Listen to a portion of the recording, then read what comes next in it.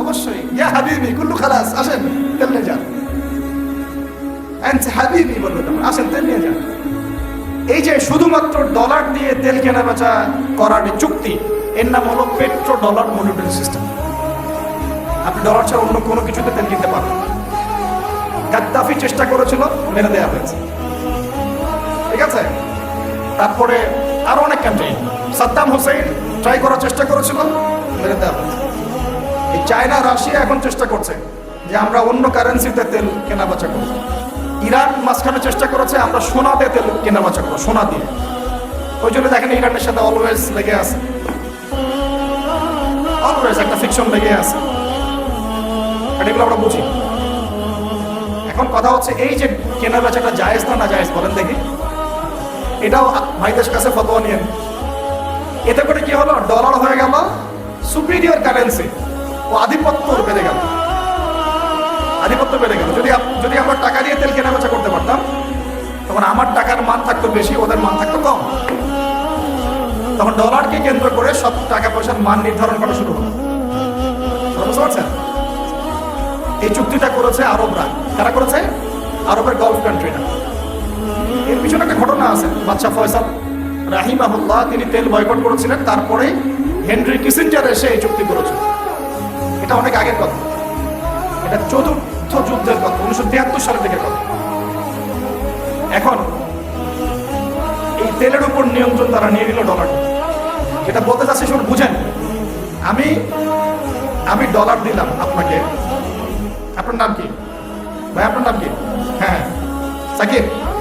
আচ্ছা, সাকিব ভাইকে আমি ডলার দিলাম এক ব্রিফকেস, এবং তিনি তেলের মালিক মনে করেন। এখন ভাই আমাকে তেল দিলেন, আমি তেল মাশাআল্লাহ আমার দেশে নিয়ে গিয়ে বাংকার আছে, বাংকারের নিচে তেল ঢুকে রিজার্ভ করে রেখে দিলাম, যাতে ভবিষ্যতে এটা কাজে লাগে। আর তেল ছাড়া তো বিশ্ব অচল। আপনি তেল ছাড়া এই বিশ্বে কিচ্ছু চালাতে পারবেন? কিচ্ছু চালাতে পারবেন, পুরো অচল। এখন ভাই তো আবার অস্ত্র শস্ত্র তার কাছে নাই, সে আমার সাথে বন্ধুত্ব করেছে। এখন আমি তাকে বোঝাচ্ছি যে আপনার তো নিরাপত্তার জন্য অস্ত্র দরকার। আপনার আশপাশে অনেক শত্রু আছে, ইরান আছে আপনার পাশে, যদি হামলা করে আপনার শত্রুরা তো অভাব নাই, তাহলে অস্ত্র কিনতে হবে না আপনার? ও বলছে হ্যাঁ কিনতে হবে। তো তাহলে অস্ত্র তো আপনি বানাতে পারেন না, সেই প্রযুক্তি আপনার নাই। আমার দেশে অনেক অস্ত্র আছে, এগুলো আপনাকে দেই, আপনি ডলার দিয়ে এগুলো কিনে নেন। প্রথমে যে ডলারটা আমি ওকে দিয়ে তেল নিয়েছি, ওই ডলারটা আমি আবার ওর কাছ থেকে নিয়ে আমার অস্ত্র দিলাম। লাভ কার? বুঝেন নাই মনে? প্রথমে আমি দিয়েছি ওকে ডলার, সাকিবকে, সাকিব দিয়েছে আমাকে তেল। সেই তেল নিয়ে আমি আমার দেশে রিজার্ভ করেছি, তেল তো আমার থাকলোই। আর আমার ডলার হলো কারেন্সি, সুপিরিয়র কারেন্সি, যা দিয়ে অন্য কারেন্সির মান নির্ধারণ করা হয়। এবার ওকে বুঝালাম তোমার অস্ত্র নাই। ও বলছে তো আমার তো প্রযুক্তি নাই, তাহলে আমাকে আপনি কিছু অস্ত্র বিক্রি করেন আমার কাছে। তা আমি কিছু অস্ত্র, আমার তো অস্ত্র অভাব নাই, আমি যত ইচ্ছা এগুলো বানাতে পারি। যেটা বানাচ্ছি ওর চেয়ে অত্যাধুনিকটা আমার কাছে আছে। ওকে এমন কিছু দিব না যেটা দিলে ও আবার আমাকে আক্রমণ করতে পারে। ওকে এমন অস্ত্রই দিব যেটা আমার প্রতিহত করার ক্ষমতা আছে। ব্যালিস্টিক মিসাইল ওকে দিব না, ওকে অন্য কিছু দিব। আমি এখন ওকে অস্ত্র কিছু দিলাম, ওই যে ডলারটা প্রথমে দিয়েছি ওইটা আবার সে আমাকে দিয়ে দিল। কিছু কি বুঝলেন? এটাই চলতেছে আরবের মধ্যে। সাল্লাল্লাহু আলাইহি ওয়াসাল্লাম নবী হয়েছেন 40 বছর বয়সে। জন্মগ্রহণের আগে বাবাকে হারিয়েছেন, তারপরে 6 বছর বয়সে মাকে হারিয়েছেন, 8 বছর বয়সে দাদাকেও হারিয়েছেন।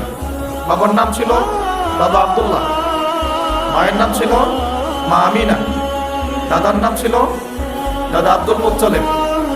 এরপরে তিনি মানুষ হয়েছেন চাচার পরিবারে, চাচার নাম ছিল আবু তালেব। 8 বছর বয়স থেকে নিয়ে বলা যায় 53 বছর পর্যন্ত চাচার গার্ডিয়ানশিপেই ছিলেন। সুবহানাল্লাহ। এই চাচা আবু তালেব নবী সাল্লাল্লাহু আলাইহি ওয়াসাল্লামের জন্য এবং দ্বীন ইসলামের জন্য, কারণ তার ভাতিজার দিন তো তারই দিন, এমন কোন ত্যাগ নাই যা স্বীকার করেন নাই। চাচা আবু তালেব নবী সাল্লাল্লাহু আলাইহি ওয়াসাল্লামকে যে সাপোর্টটা দিয়েছেন, এই সাপোর্টটা আমরা সবাই মিলেও এখনো দিতে পারি নাই। বিশ্বাস করেন? যে সাপোর্টটা নবী সাল্লাল্লাহু আলাইহি ওয়াসাল্লামকে চাচা আবু তালেব দিয়েছেন, এই সাপোর্ট আমরা সবাই মিলেও তাকে দিতে পারি না। চাচা আবু তালেব শেষ পর্যন্ত কালিমা পড়েন নাই। সাহাবীরা জিজ্ঞাসা করেছিলেন যে ইয়া রাসূলুল্লাহ সাল্লাল্লাহু আলাইহি ওয়াসাল্লাম, আপনাকে এত সাপোর্ট দেওয়ার পরে চাচা আবু তালেবের কি কোনোই উপকার হবে না, লাভ হবে না? নবীজি বলেছেন সাল্লাল্লাহু আলাইহি ওয়াসাল্লাম, আমি না থাকলে আমার চাচাকে জাহান্নামের একদম অতল তলে রাখা হতো।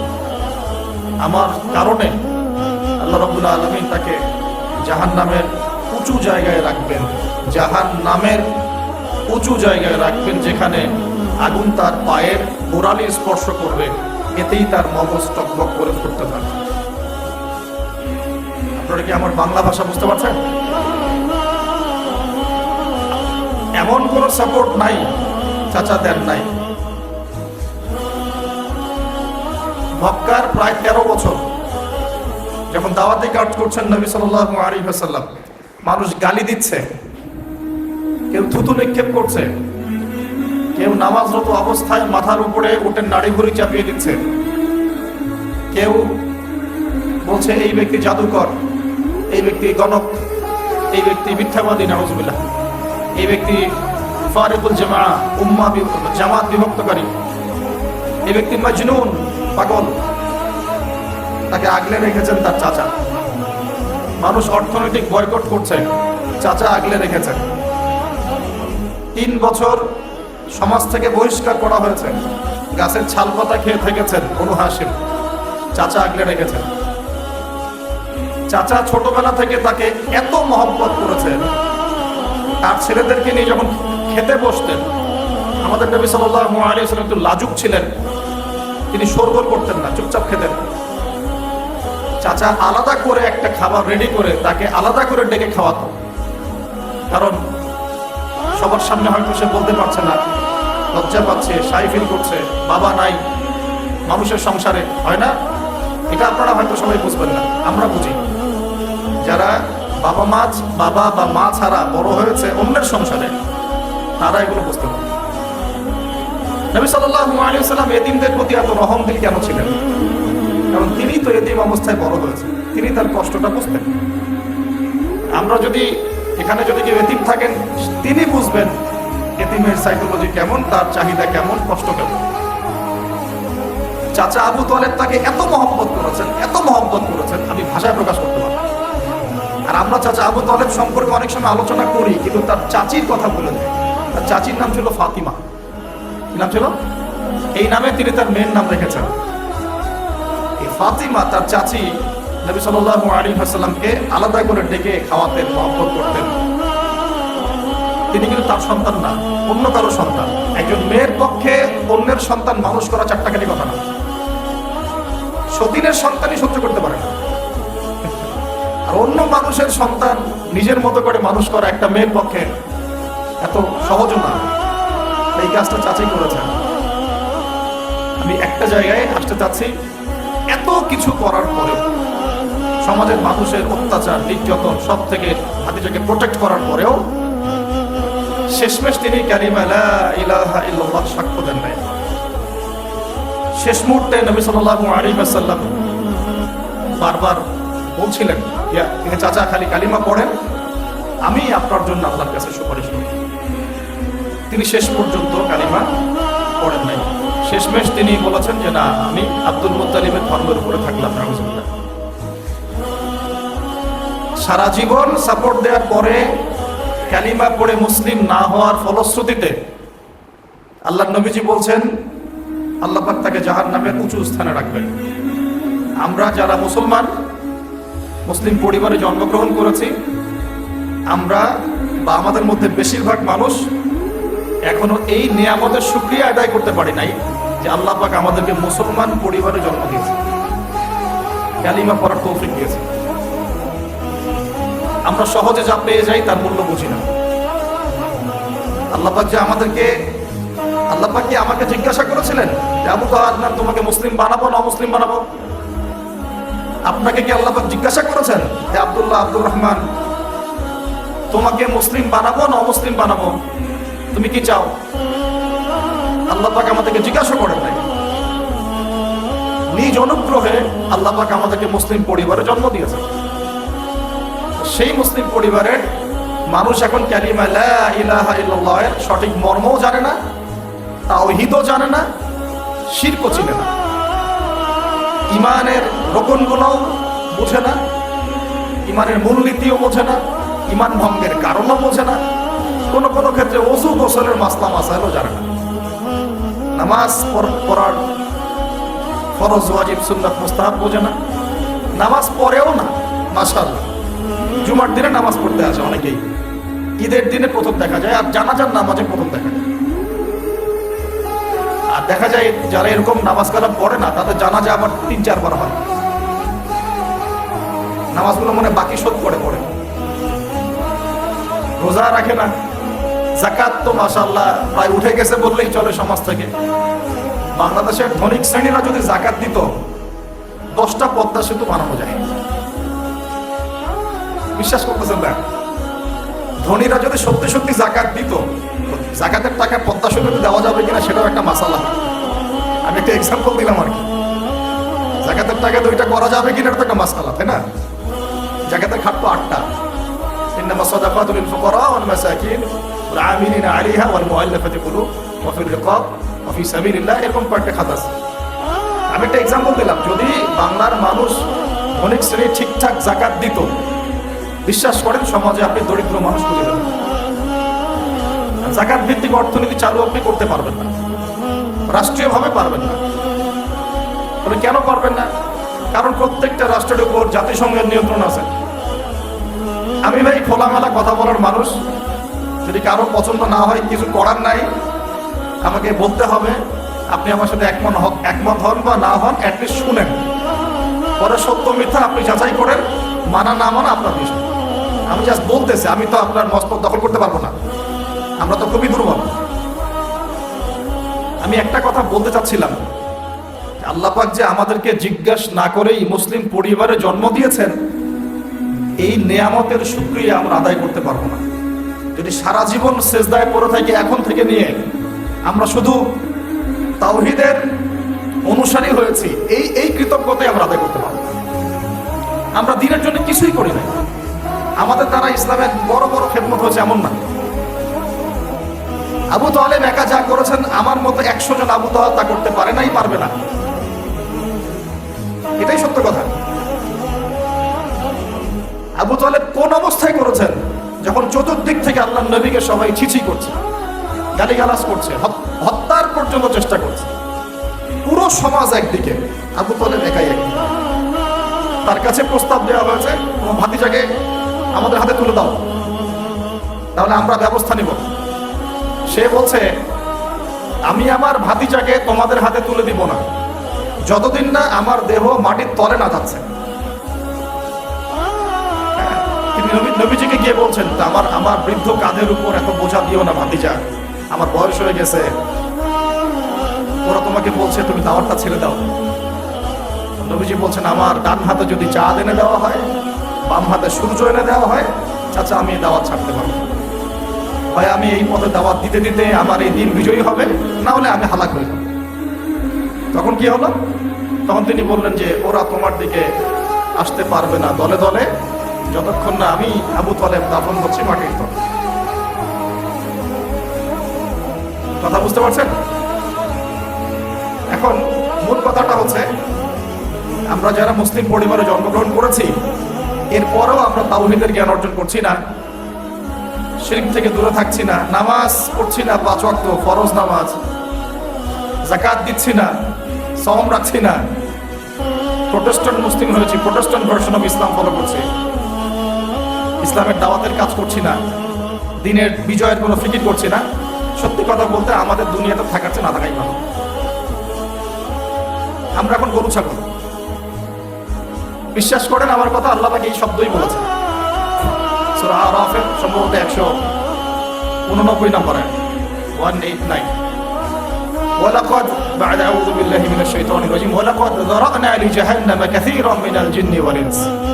আল্লাহ পাক বলেন, আমি প্রচুর জিন আর মানুষকে দিয়ে জাহান্নাম পূর্ণ করব। বলি নাউযুবিল্লাহ। লাহুম কুলুবুন, কেন পূর্ণ করব? তাদের কি অপরাধ ছিল? কি অপরাধে করব? লাহুম কুলুবুন, তাদেরকে কলব দিয়েছিলাম, লা ইয়াফকাহুনা বিহা, বোঝার চেষ্টা করে নাই। ওয়া লাহুম আযানুন, কান দিয়েছিলাম, লা ইয়াসমাউনা বিহা, শোনে নাই। ওয়া লাহুম আ'য়ুনুন, চোখ দিয়েছিলাম, লা ইউবসিরুনা বিহা, চোখ দিয়ে দেখে নাই, কলব দিয়ে উপলব্ধি করে নাই, কান দিয়ে বলেন শোনে নাই, চোখ দিয়ে দেখে নাই। উলাইকা কাল আনআম, এরা ছিল আনআমের মতো। আনআম কি? আনআম মানে গবাদি পশু, ক্যাটলস, গবাদি পশু। শুধু তাই না, বাল হুম আদল, বরং এর চেয়েও নিকৃষ্ট ছিল। গবাদি পশুকে যে দায়িত্ব দেওয়া হয়েছে ও সেটা পালন করে।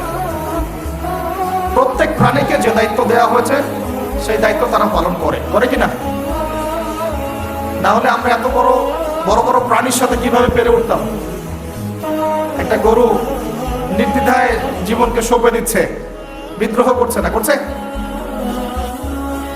তো আল্লাহ পাক এই কথা বলছেন, উলাইকা কাল আনআম, তারা হচ্ছে গবাদি পশুর মতো, বাল হুম আদাল, বরং তার চেয়ে নিকৃষ্ট। কারা?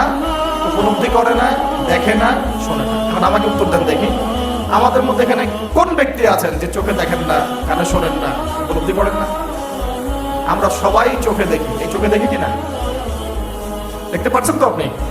কানে শুনতে পাচ্ছেন কিনা? তাহলে আল্লাহ পাক কোন চোখের কথা বলছেন আর কোন কানের কথা বলছেন যেগুলো অন্ধ? বলেন। নিঃসন্দেহে অন্য একটা চোখ আছে, আরেকটা কান আছে, আরেকটা চোখ আছে, কান আছে, এটা কোথায়?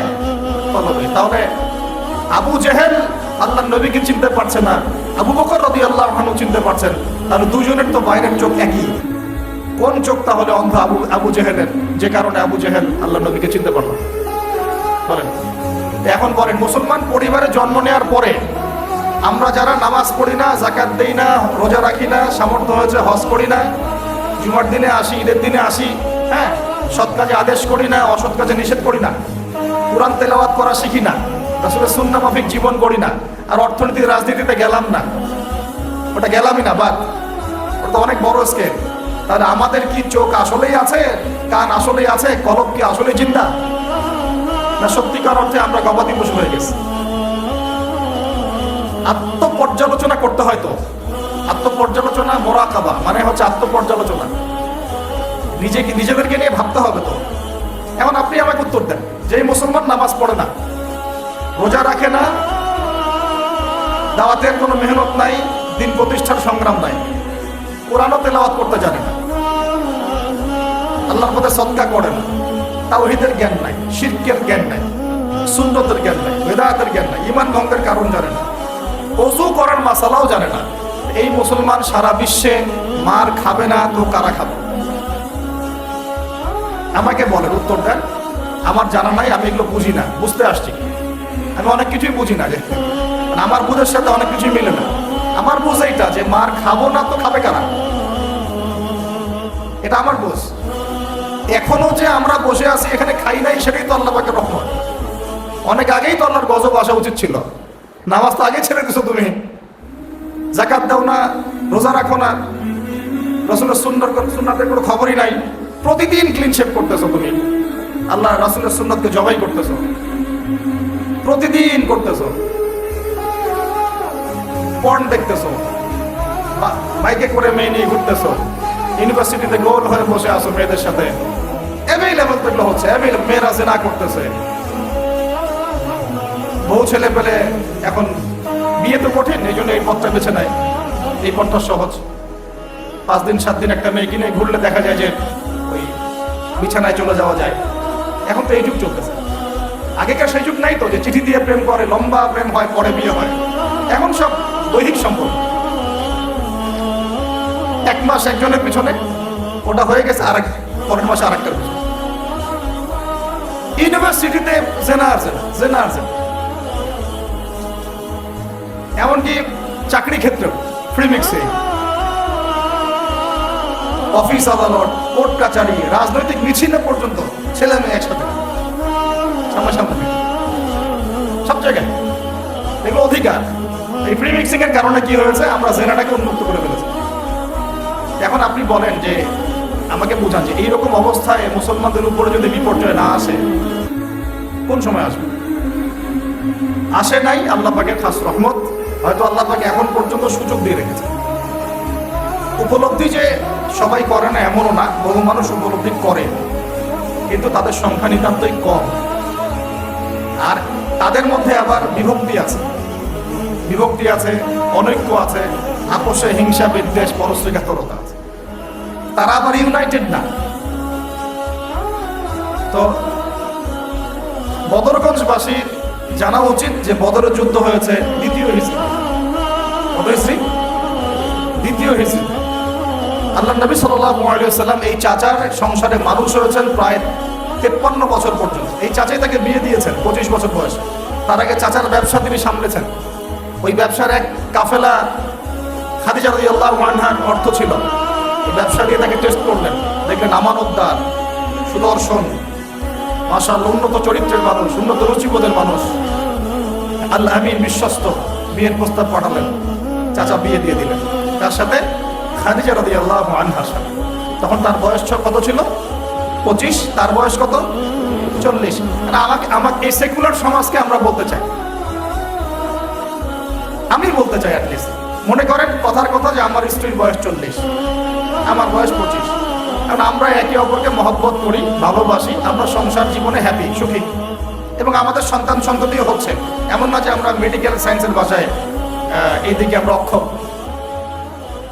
মহব্বত আছে, দুজনকে পেয়ে সুখী, একে অপরকে ভালোবাসি, সন্তান হচ্ছে। আপনার কোনো সমস্যা? আমি আমার এই ম্যারিড লাইফে আমরা হ্যাপি, আপনার কোনো সমস্যা? আমার স্ত্রীর বয়স 40, আমার বয়স 25।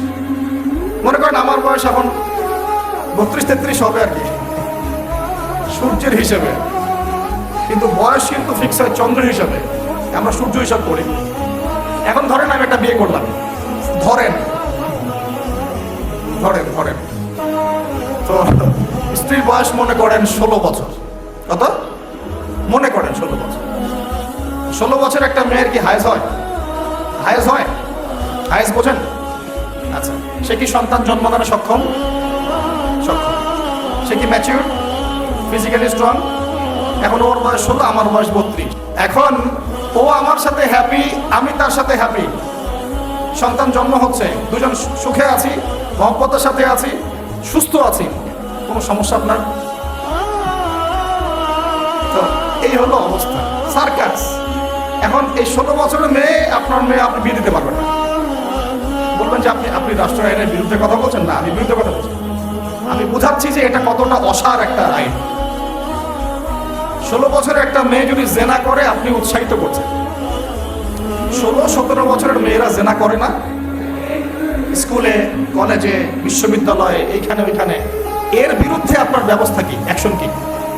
কিন্তু 17 বছর একটা মেয়ে যদি বিয়ে করে, আপনি তো কাজীকে ধরে জেলে দিয়ে দিবেন। এখন বলেন এটা কি আমি মানতে বাধ্য? এখন জোর করে চাপাই দিলেন, ল করে দিলেন, মানতে বাধ্য হয়ে গেলাম। তা আসলে কি কোরআন সুন্নাহ সমর্থিত হলো? এখন জবাব দিবেন আল্লাহর কাছে আপনি। জনগণ কিছুই বলতে পারবে না। আমরা শুধু জ্ঞানতাত্ত্বিক একটা ডিবেট করলাম এবং আপনাকে দেখালাম যেটা একটা অসার। তারপরেও যেটা হয়েছে হোক, অ্যাটলিস্ট বিয়েটা সহজ করলে ভালো হতো। বিয়েটা কঠিন হয়ে গেছে, এই জন্য এটা জেনার রাস্তা বেছে নেয়।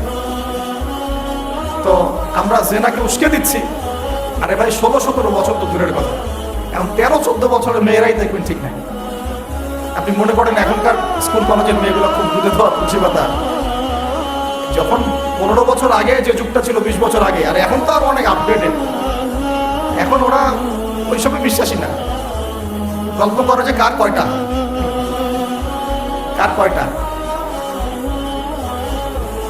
কোনো ভাই হাসেন না, কোনো ক্ষেত্রে মাদ্রাসাও এর থেকে মুক্ত হয় নাই। আমাদের দিকেও তো বলতে হবে, ইনসাফ করতে হবে। তো বহু মাদ্রাসাতেও জেনার ঘটনা ঘটছে এখন, কারণ এটা পর্নোগ্রাফির যুগ। কিসের যুগ? একজন টিচার যদি কোরআনে হাফেজ হয়, আলেম হয়, এবং একই সাথে যদি পর্নে এডিক্টেড হয়, সেই ব্যক্তির দ্বারা ধর্ষণ হতে পারে। যদিও সে হাফেজ, যদিও সে আলেম, যদিও সে দায়ী, whoever he is। এরকম ঘটনা ঘটছে, হয় নাই ভাই? আমি কি বানায় কথা বললাম? যেই করুক এটা পাপ, শাস্তিও আবার কি? ধর্ষণের শাস্তি কি? ইসলামের শাস্তি কি? মৃত্যুদণ্ড। কয়টা কার্যকর করতে পারবেন আপনি? সব দিকে সমস্যা। আমি যে পয়েন্টে আছে এখানে চলে আসেন। তার বয়স তখন 40, আমাদের নবীজির বয়স 25। ম্যারিড জীবনে হ্যাপি, 6টা সন্তান হয়েছে। কয়টা?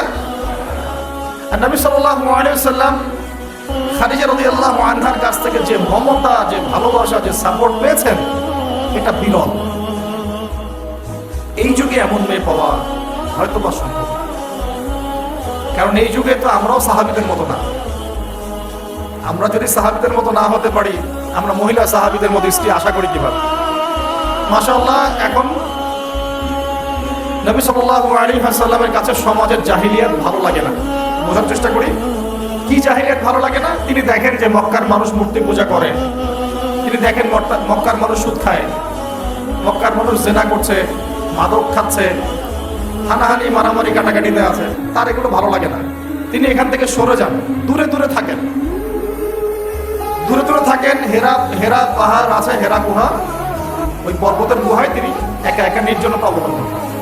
কারণ যখন আপনি একটা ভালো রাস্তায় থাকবেন, সমাজের অন্যান্য খারাপ বিষয়গুলো আপনার পছন্দ হবে, নিজে থেকে ভালো লাগবে না। এই যে আমি যতটুকু ইমানদার, পাশে কনসার্টের গান কানে আসলে আপনার খারাপ লাগে না? লাগে তো? আপনি বুঝতে পারেন না? চোখের মধ্যে খারাপ কিছু পড়ে গেলে আপনার খারাপ লাগে, মনে হয় যেখান থেকে চলে যেতে পারলেই বাঁচি।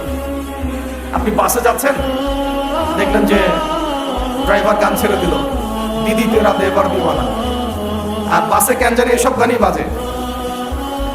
আমরাই নাকি ভাষার জন্য আবার যুদ্ধ করেছি, লজ্জা আমাদের। আমরাই নাকি ভাষার জন্য রক্ত দিয়েছি, কিন্তু আমাদের সব ক্যান্টনে হিন্দি সংস্কৃতি। হ্যাঁ, কত বড় ভণ্ডামি আমাদের মধ্যে আছে দেখেন। ভাষার জন্য আমরা লড়াই করেছি, জীবন দিয়েছি, গর্বের, অবশ্যই আমাদের জন্য গর্বের। কিন্তু আমাদের ঘরে ঘরে এখন হিন্দি কেন? ঘরে ঘরে হিন্দি কেন? তাহলে আমরা কি এটা কি দিবস পালন করার বিষয়, না আদর্শ লালন করার বিষয়? কোর্ট কাচারি অফিস আদালত সবকিছুর ভাষা হচ্ছে ইংরেজি, ওখানে বাংলা চলে না কেন? আমরা কি ইংরেজির জন্য যুদ্ধ করেছি? এই উপমহাদেশ 200 বছর শাসন করেছে ব্রিটিশরা, ওরা চলে গেছে, 200 বছর পিটিয়েছিল পুরো আমাদেরকে। তারপর আমাদের বাপ দাদারা যুদ্ধ করে ওদেরকে এখান থেকে তাড়িয়ে দিয়েছে। কিন্তু ওরা চলে গেলেও ওদের কোনো সুন্নত নিয়ে যায় নাই, ওদের সব সুন্নত দিয়ে গেছে। কোর্ট কাচারির সুন্নত দিয়ে গেছে, অর্থনৈতিক ব্যাংকিং সুন্নত দিয়ে গেছে, রাজনৈতিক সুন্নত দিয়ে গেছে, এমনকি পোশাক আশাকের সুন্নতও দিয়ে গেছে, এমনকি বাথরুমের টয়লেট ওইটাও দিয়ে গেছে। সবখানে এখন হাই কমোড ব্রিটিশ ইংলিশ। ওরা কি আসলেই চলে গেছে আর আমরা কি আসলেই স্বাধীন? কে বলবে এগুলো আর কে ভাববে? আর মানুষ এগুলো কবেই পজিটিভলি নেওয়ার চেষ্টা করবে আল্লাহ ভালো জানেন। বাট আমরা বলে যাচ্ছি ইনশাআল্লাহ একদিন না একদিন ইসলাম হবে ইনশাআল্লাহ। আল্লাহ পাক যেন সহজ করেন এবং কবুল করেন। এখন কথা হচ্ছে তিনি দেখেন আরবের লোকজন সুদ খায়, মদ খায়, জেনা করে ইত্যাদিতে, তিনি একা একা থাকা শুরু করলেন। একা থাকতে থাকতে ওই সময় তিনি যেভাবে ইবাদত করতে পারতেন সেভাবে ইবাদত করেছেন। আগেও ইবাদতের কিছু সিস্টেম ছিল, কারণ আরবের মানুষরা দাবি করতো তারা হচ্ছে মিল্লাতে ইব্রাহিমের উপর আছে, বিকৃত, কিন্তু ওরা মনে করতো আমরা ইব্রাহিমের ধর্মের উপরে আছি। এখন 40 বছর বয়সে নবী সাল্লাল্লাহু আলাইহি ওয়াসাল্লামের কাছে প্রথম ওহীটা চলে আসলো। প্রথম ওহী কি ছিল ভাই? কোন সূরা? সূরা আলাকের কত নম্বর আয়াত? প্রথম আয়াতটা, প্রথম ওহীটা কি সংক্রান্ত ছিল? নামাজ পড়ো, রোজা রাখো, হজ করো, যাকাত দাও, মূর্তি পূজা করো না। কি বলেছেন আল্লাহ পাক? ইকরা বিসমি রাব্বিকাল্লাযী খালাক। হে নবী, কথাটা বুঝুন, হে নবী মুহাম্মদ সাল্লাল্লাহু আলাইহি ওয়াসাল্লাম, আপনি যেগুলো দেখে ব্যথিত, যে সমাজটার এই যে জাহেলিয়াত আপনি দূর করতে চান, যাদেরকে নিয়ে আপনি চিন্তাগ্রস্ত, আপনার কাছে ভালো লাগে না এই জাহিলিয়াতগুলো, এগুলোকে দূর করতে হলে আগে পড়াশোনা করতে হবে, জ্ঞান লাগবে। আগে কি লাগবে? ওই জায়গায় মুসলমানরা পিছিয়ে পড়ার কারণে আজকে এই অবস্থা হচ্ছে। দুজনের বুঝে আসছে, দুজন ঠিক বলছে। ওই ইকরা বিসমি রাব্বিকাল্লাযী খালাক, এই পড়াশোনা থেকে আমরা পিছিয়ে পড়েছি বলেই আমাদের আজকে অবস্থা হচ্ছে। বলছেন, এখন বলবেন যে আমরা তো পড়াশোনা করছি, সাক্ষরতার হার তো আমাদের 67, 77 এরকম আর কি। সত্যিই কি পড়ছি? কি পড়ছি? ইকরা বিসমি রাব্বিকাল্লাযী খালাক অর্থ হচ্ছে পড়ুন আপনার রবের নামে, যিনি আপনাকে, যেই জ্ঞান আপনাকে আপনার স্রষ্টার দিকে নিয়ে যাবে সেটাই তো জ্ঞান।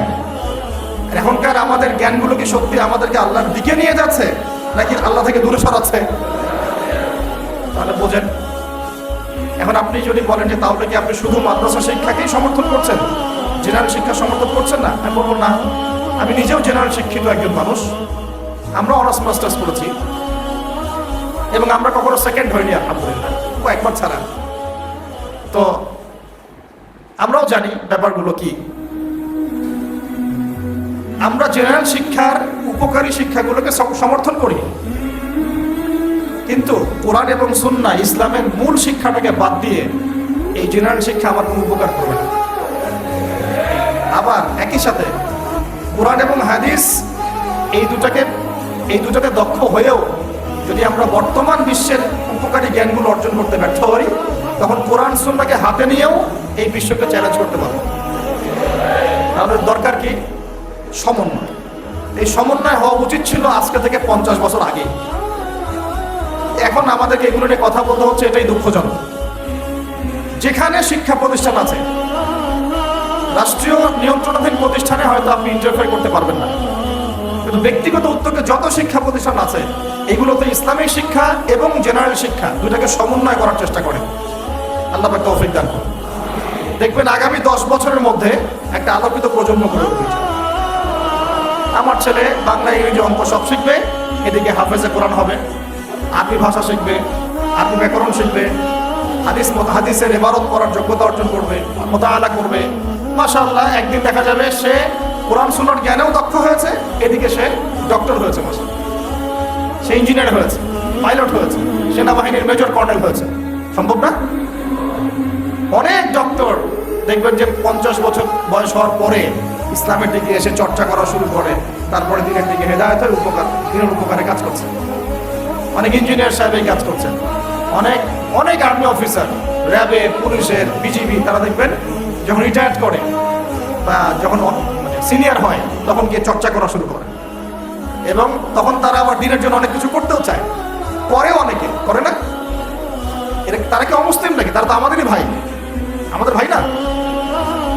শোনেন, যদি বাংলাদেশ রাষ্ট্রীয়ভাবে কখনো জিহাদে যায় কুফফারদের বিরুদ্ধে, তাহলে আমরা যাব না তারা যাবে? যাবে তো তারাই।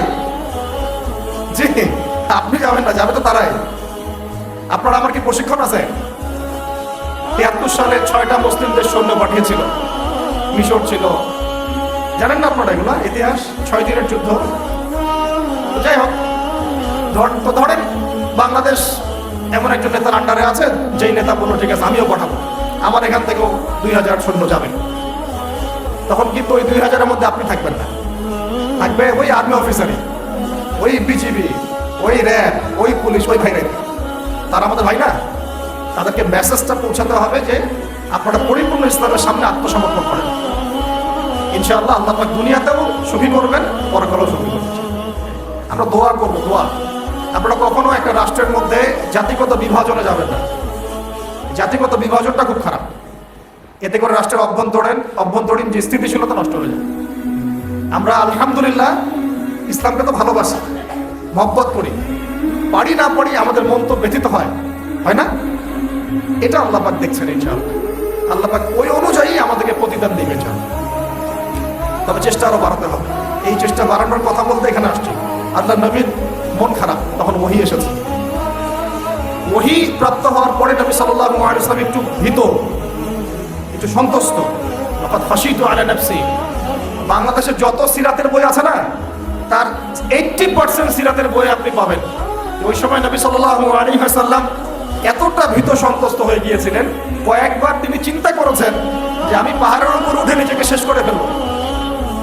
এটা কিন্তু বিশাল ইস্যু সৃষ্টি করে ফেলছে বাংলাদেশে। হ্যাঁ, আর রাহিবুল মাকতুম বলেন, আর যে কোনো বড় বড় সিরাতের গ্রন্থ বলেন, এটা যদি লেখা না থাকছে আমি বক্তব্য দাও ছেড়ে দেব। বাসায় গিয়ে দেখেন, চেক করে রাইটাররা লিখেছেন, এটা এটা আমাদের কথা না। কয়েকবার তিনি পাহাড়ের উপর উঠে চিন্তা করেছেন যে আমি যা দেখলাম, ফেরেশতা এসেছে আমাকে জড়িয়ে ধরেছে, আমাকে বলছে পড়ুন, আসলে ব্যাপারটা কি, আমি কি সঠিক আছি না ভুল হচ্ছে। মানসিক একটা পেরেশানির মধ্যে তিনি ছিলেন না। কয়েকবার নিজেকে শেষ করে ফেলার চেষ্টা করেছেন। যখনই তিনি উঠেছেন তখনই জিবরাইল আলাইহিস সালাম সামনে এসেছেন। ইয়া মুহাম্মদ, আপনি পাগল নন, আনতা রাসূলুল্লাহ ওয়া আনা জিবরিল। হে মুহাম্মদ, আপনি পাগল নন, আপনি হচ্ছেন আল্লাহর মনোনীত রাসূল আর আমি জিবরাইল, আপনি বিচলিত হবেন না। আরো একদিন আবার জিবরাইল আলাইহিস সালাম হাজির। এভাবে হতে হতে তিনি আশ্বস্ত হলেন যে হ্যাঁ, আসলে যা হচ্ছে সব সঠিক। এটা কি একটা বড় ঘটনা না? এরপরে তিনি বাসায় আছেন, বেশ কয়েকদিন ওহী আসা বন্ধ আছে। আল্লাহ পাক প্রস্তুত করছেন তাকে, কারণ ব্যাক টু ব্যাক ওহী আসতে থাকলে এটা একটা ওয়েট আছে, নেয়ার মতো ক্ষমতাকে তৈরি হতে হয়। দ্বিতীয় ওহীটা আসছে, এটা আমি একটু আলোচনায় টাচ করে সামনে যাব। তিনি কম্বল দিয়ে ঘুমিয়ে আছেন, আল্লাহ পাক ওহী পাঠালেন। যখন ওহী পাঠাচ্ছেন, খাদিজা রাদিয়াল্লাহু আনহা দেখছেন যে নবী সাল্লাল্লাহু আলাইহি ওয়াসাল্লাম একটু অস্বাভাবিক আচরণ করছেন। তিনি বলছেন আপনি শুয়ে পড়েন, রেস্ট নেন। নবীজি বলছেন আমার এখন রেস্ট নেওয়ার সময় নাই, আল্লাহ পাক আমাকে বলেছেন ইয়া আইয়ুহাল মুদ্দাথির, হে কম্বল আবৃত রাসূল, কুম, উঠে দাঁড়ান, ফানজির, মানুষকে সতর্ক করেন। কুম ফানজির অর্থ মানে এই না যে বিছান থেকে উঠে মাটিতে দাঁড়ান, মানে হচ্ছে আপনার কাছে যা আসছে এটা সত্য, এটা দ্বীনে হক, আল্লাহর পক্ষ থেকে আসছে। অতএব আপনি এই সত্যের বাণী নিয়ে সমাজের মধ্যে দাওয়াতে কাজে নেমে পড়েন। ফানজির, মানুষকে সতর্ক করেন। রব্বাকা ফাকাব্বির, আপনার রবের তাকবীর পাঠ করেন। ওয়া সিয়াবাকা ফাতাহহির, আপনার কাপড় পরিচ্ছন্ন রাখেন। কাপড় মানে শুধু বাইরের পোশাক না, ভিতরের হৃদয়ের পোশাকটাও। ওয়া রুজজা ফাহজুর, যত অনর্থক বিষয় আছে ছেড়ে দেন। ওয়ালা তামনু তাস্তাকফির ওয়া লিরাব্বিকা ফাসবির, কিছু পাওয়ার আশায় আপনি কাউকে সাদকা করেন না, কারো কাছে কিছু পাওয়ার আশায় আপনি সাদাকা করেন না, বরং আপনার রবের জন্য আপনি সবর করেন। কত গভীর কথা। এটা নিয়ে কিন্তু আলোচনা খুব বেশি হয় না। আমরা আলোচনা করি প্রথম ওহীটা কি ছিল, এটা দ্বিতীয় ওহী ছিল। উঠুন, সতর্ক করুন। আপনি যা ভাবছেন এরকম কিছু না, আপনি নবী, আপনি শেষ নবী। এই মহাবিশ্বে আপনার মতো কোনো নবী আসে নাই, আপনি সর্বশ্রেষ্ঠ নবী, আপনি সর্বশ্রেষ্ঠ আখলাকের অনুসারী, আপনার উম্মত হচ্ছে সর্বশ্রেষ্ঠ।